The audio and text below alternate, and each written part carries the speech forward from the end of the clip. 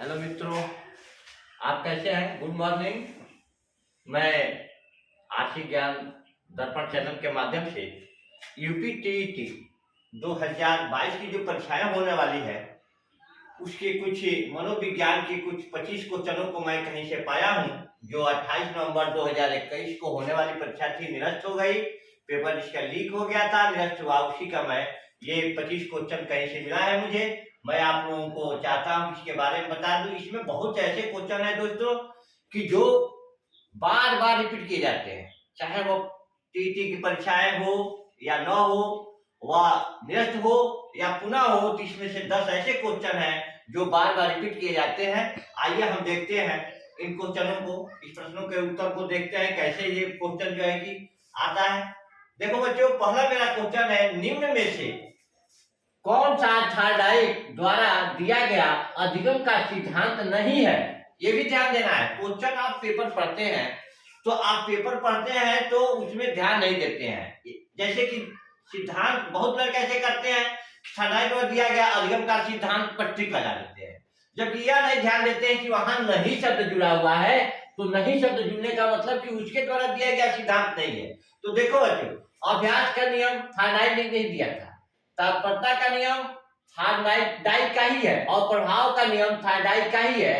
तो इसमें अभिवृत्ति का नियम ऑप्शन ए जो है वह उसका नहीं है। उसका सिद्धांत, अधिगम का सिद्धांत उनके द्वारा दिया गया नहीं है, इसलिए हमारा ऑप्शन ए सही होगा और हमारा करेक्ट आंसर हो जाएगा ऑप्शन ए। इसके बाद हम दूसरे क्वेश्चन पे चलते हैं बच्चों। कोहलर तथा कोफा के अनुसार सीखना होता है। देखिए, दो राइटर है, दो मनोवैज्ञानिक है, कोहलर और कोफा। ये दोनों के अनुसार सीखना क्या होता है? देखिए, ये अनुकरण द्वारा करा के सीखना होता है, प्रयास द्वारा सीखना होता है, अभ्यास द्वारा सीखना होता है और सूझ द्वारा सीखना होता है। बच्चों देखिए, जब तक आपके अंदर सूझबूझ नहीं आएगी तब तक आप किसी कार्य को सीख नहीं सकते हैं। बार बार प्रयास करने से भी नहीं सीखेंगे, उसके बारे में आपको सूझ आना चाहिए। इसलिए हमारा तीसरे नंबर का सी क्वेश्चन हमारा करेक्ट होगा और इसका हम उत्तर सी लिख देंगे, क्योंकि यह करेक्ट आंसर है। सूझ द्वारा जो है कि कोहलर और कोफा के अनुसार सीखना होता है। अगला क्वेश्चन है बच्चों,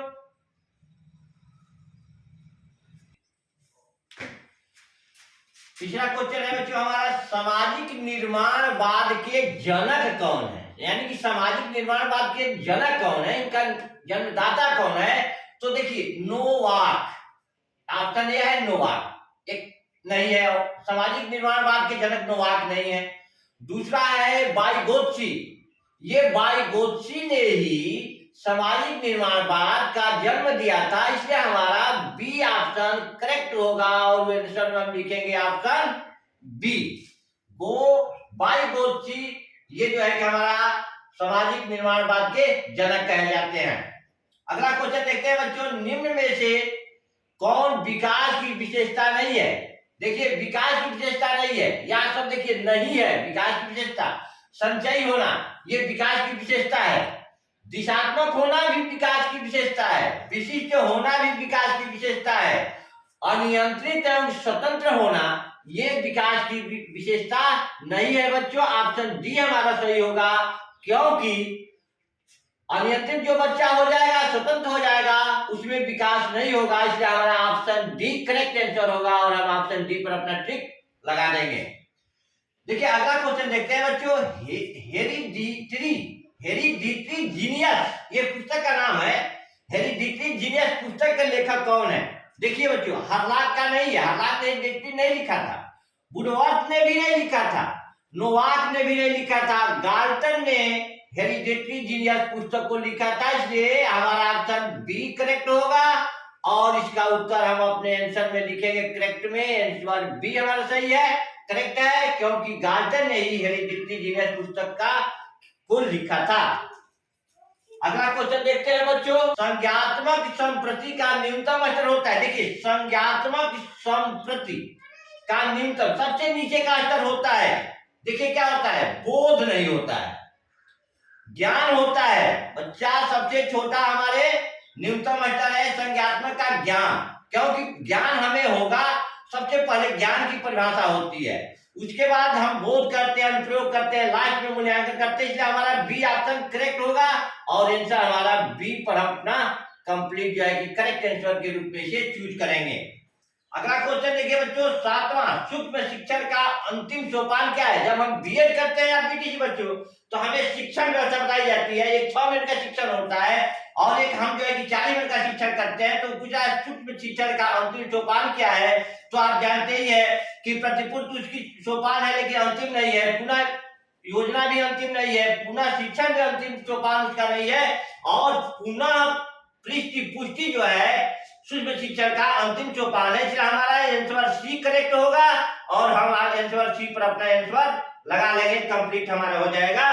करेक्ट आंसर सी होगा, पुनः प्रति पुष्टि। इस पर हम अपना जो है कि आंसर को क्लिक करेंगे। अगला क्वेश्चन देखते हैं बच्चों, गिलफोर्ड के अनुसार अपसारी चिंतन में आवश्यक है। अपसारी चिंतन के लिए क्या आवश्यक है? तो है ऑप्शन है आपका, ए है श्रेणीकरण, बी है विचार प्रवाह, सी है अंक गणितीय तर्क और डी है समाधान। तो बच्चों ये जो है कि श्रेणीकरण पहला है, दूसरा बी है विचार प्रवाह, सी है आपका गणितीय तर्क और डी है समाधान तर्क। श्रेणीकरण होता नहीं है, अंक गणितीय तर्क भी नहीं होगा क्योंकि अब सारी चिंतन है। तो अब सारी चिंतन का होता है विचार प्रवाह, विचार पर यानी कि बी ऑप्शन सही होगा और हम बी पर अपना टिक लगा देंगे और हमारा करेक्ट आंसर हो जाएगा बी, और बी को हम चूज कर लेंगे। अगला क्वेश्चन देखते हैं बच्चों, मस्तिष्क उद्दीलन विधि के प्रतिपादक कौन है? प्रतिपादक देखिए, मस्तिष्क उद्दीलन विधि वेरी इंपॉर्टेंट क्वेश्चन है, ये हर बार पूछता है कि मस्तिष्क उद्दीलन विधि के प्रतिपादक कौन है?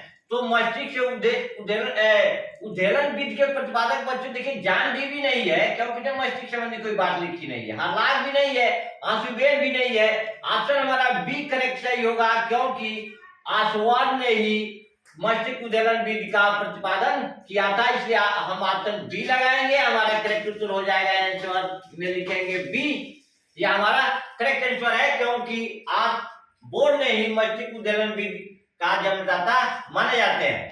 अगला क्वेश्चन देखते हैं तो प्रासंगिक अंतर्बोध परीक्षण से क्या संबंधित है? सी.डी. मॉर्गन ये भी मनोवैज्ञानिक है, H.A. मूरे ये भी मनोवैज्ञानिक है, और कह रहा है कि सी.डी. मॉर्गन ने प्रासंगिक अंतर्बोध परीक्षण को से संबंधित है या H.A. मोरे संबंधित है या दोनों संबंधित है। तो बच्चों देखिए, प्रासंगिक अंतर्बोध परीक्षण से सी.डी. मॉर्गन भी है और H.A. मोरे भी है, यानी कि हमारा ऑप्शन सी सही होगा क्योंकि ऑप्शन सी है, ए और बी दोनों सही है। तो सी.डी. मॉर्गन भी है और H.A. मोरे भी है, J.M. मोरे नहीं है, इसलिए हम ऑप्शन सी को करेक्ट आंसर के रूप में चूज करेंगे, हमारा आंसर सी करेक्ट हो जाएगा। अब अगला क्वेश्चन देखते हैं, सृजनात्मक चिंतन की अवस्था है, सृजनात्मक चिंतन की प्रथम अवस्था है बच्चों।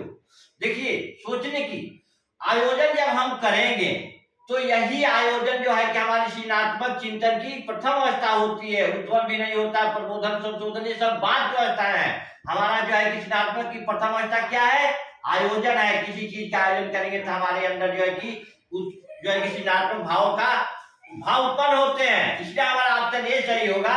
और हाँ तो बच्चों, ये इस क्वेश्चन का सृजनात्मक चिंतन की प्रथम अवस्था का क्या हो जाएगा? ऑप्शन ए करेक्ट आंसर हो जाएगा। अगला क्वेश्चन देखते हैं, उद्दीपक अनुक्रिया सिद्धांत का प्रतिपादक कौन है? देखिए बच्चों, क्वेश्चन में प्रतिपादक का ज्यादा नाम पूछा गया है, हमेशा पूछा जाता है। उद्दीपक अनुक्रिया सिद्धांत को किसने दिया था? आप पढ़े हैं, साइकोलॉजी में आप पढ़े हैं कि थार्डाइक ने ही उद्दीपक अनुक्रिया सिद्धांत का जो है कि प्रतिपादन किया था, इसलिए हम ऑप्शन ए को करेक्ट कर लेंगे। थार्डाइक को बिना सोचे ऑप्शन ए हमारा करेक्ट आंसर हो जाएगा और ऑप्शन ए को ही हम क्या करेंगे?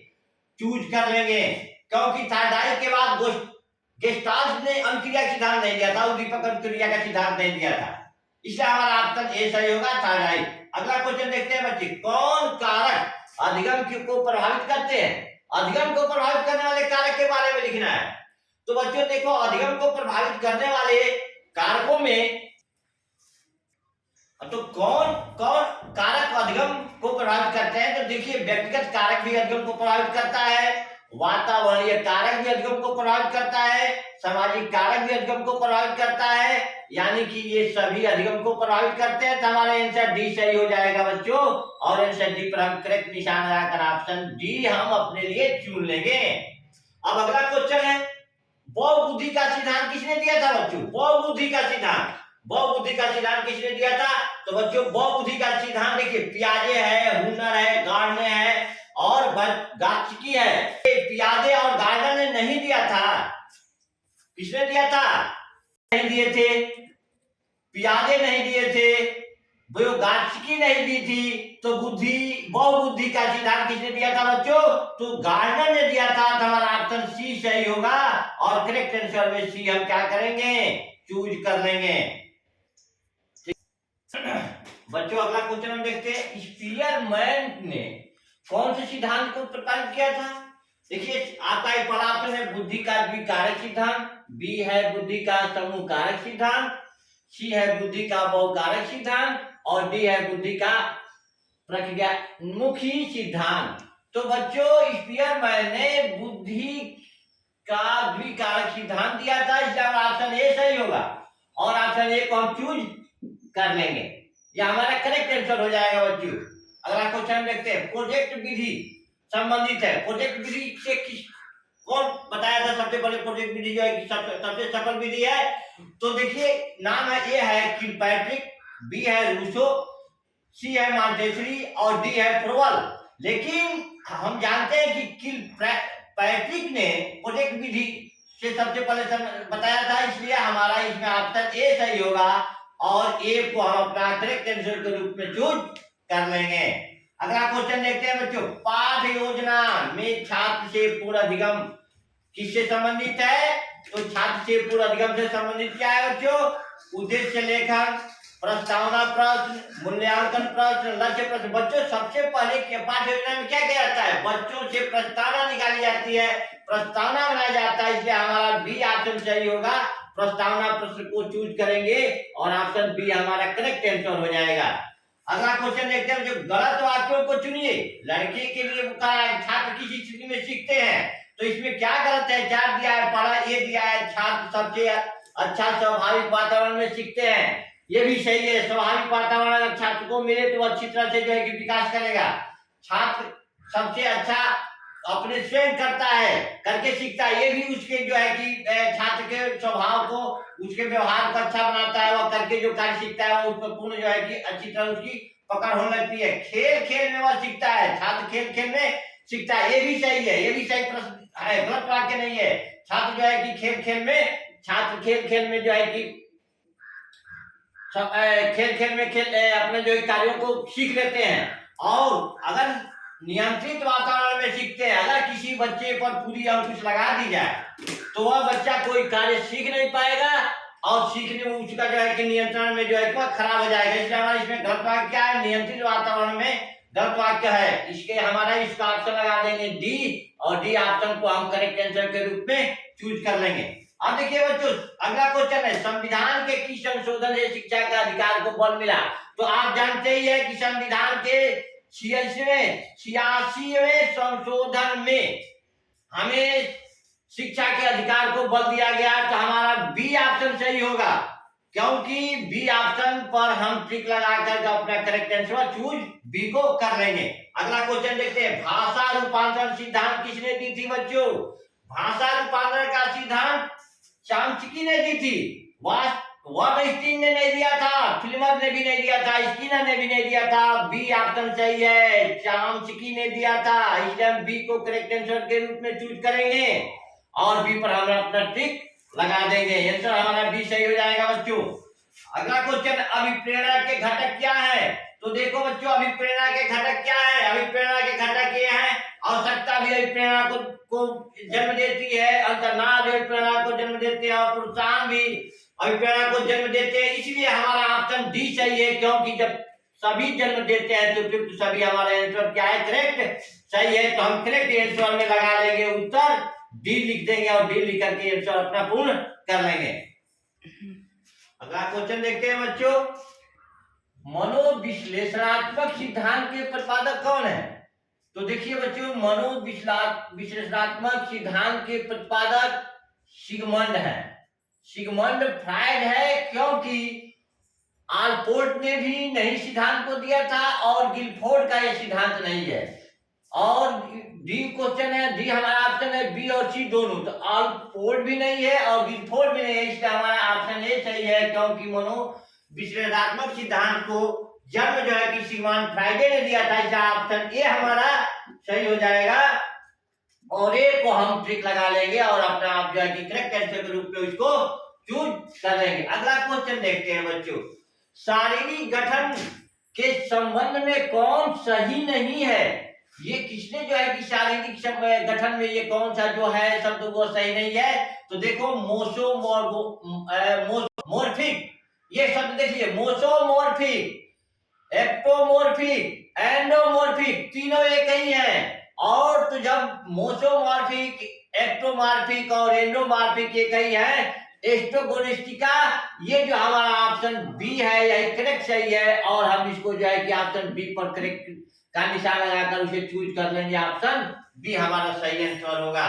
अब अगला क्वेश्चन है, शिक्षण के कार्य से संबंधित कौन है? देखिए, मूल्यांकन भी शिक्षण के कार्य में आता है, मूल्यांकन अति आवश्यक होता है छात्रों का, उपरात्मक कार्य भी हमारा अनिवार्य होता है, उपरात्मक कार्य जो होता है वह अनिवार्य होता है, निदानात्मक बच्चों की कमजोरियों का निदान करना भी वह शिक्षण का ही मुख्य कार्य है। तो ये हमारा सभी कार्य जो है कि शिक्षण के कार्य से संबंधित है, इसलिए दिया है डी ऑप्शन, उपयुक्त सभी हमारा उत्तर हो जाएगा, उपयुक्त सभी यानी डी ऑप्शन को हम करेक्ट करेंगे और हमारा उत्तर हो जाएगा डी, हमारे आंसर करेक्ट आंसर हो जाएगा डी। अब अगला क्वेश्चन और लास्ट क्वेश्चन है आज का बच्चों, कि शिक्षण सबसे कम प्रभावशाली होगा।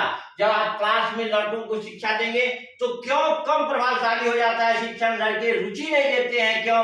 क्योंकि उसमें दिया है कि शिक्षण एकाधिकारवादी होगा, तो भी जो है कि कम प्रभावशाली होगा शिक्षण। विद्यार्थी जब उसमें निष्क्रिय हो जाएंगे, जब आप जो है कि आपका जो भाषण होगा, जो आपका लेक्चर होगा, वह जब प्रभावहीन होगा, तो विद्यार्थी उसे सुनने के लिए, उसे जानने समझने के लिए निष्क्रिय हो जाएंगे। ये भी जो है कि उसी का है कम प्रभावशाली होने का कारण है। केवल सीखने पर बल दिया जाएगा तो भी जो है कि शिक्षण कम प्रभावशाली होगा, यानी कि ये हमारा शिक्षण अधिकार है, ये भी कम प्रभावशाली, विद्यार्थी निष्क्रिय होंगे, ये भी जो है कि कम प्रभावशाली का कारण है। और केवल सीखने में बल दिया जाए, ये भी प्रभावशाली, शिक्षण कम प्रभावशाली होने का कारण है। और उत्तर डी दिया है, ये सभी कारक जो है कि शिक्षण को सबसे कम प्रभावशाली होने के उत्तरदायी है, इसलिए हमारा ऑप्शन डी सही होगा। और करेक्ट आंसर में बच्चों हम लगाएंगे आंसर डी, हमारा करेक्ट आंसर हो जाएगा। बच्चों, ये हम आज का हमारा यही वीडियो समाप्त होता है। अगले हम प्रैक्टिस सेट में देखते हैं। ये हमारा सबसे आप लोगों के लिए सबसे मोस्ट जो है कि आज का वीडियो है, आप इसे ध्यान से पढ़िए और लास्ट तक पढ़ते रहिए, ताकि जो है कि ये आप में से इसमें से 8-10 क्वेश्चन जो है कि आपके सिलेबस में आने वाला है। इस 23 जनवरी को ये निश्चित है कि आप इससे 10 क्वेश्चन मिल जाएंगे और आपका 10 नंबर जो है कि एकदम सुरक्षित हो जाएगा।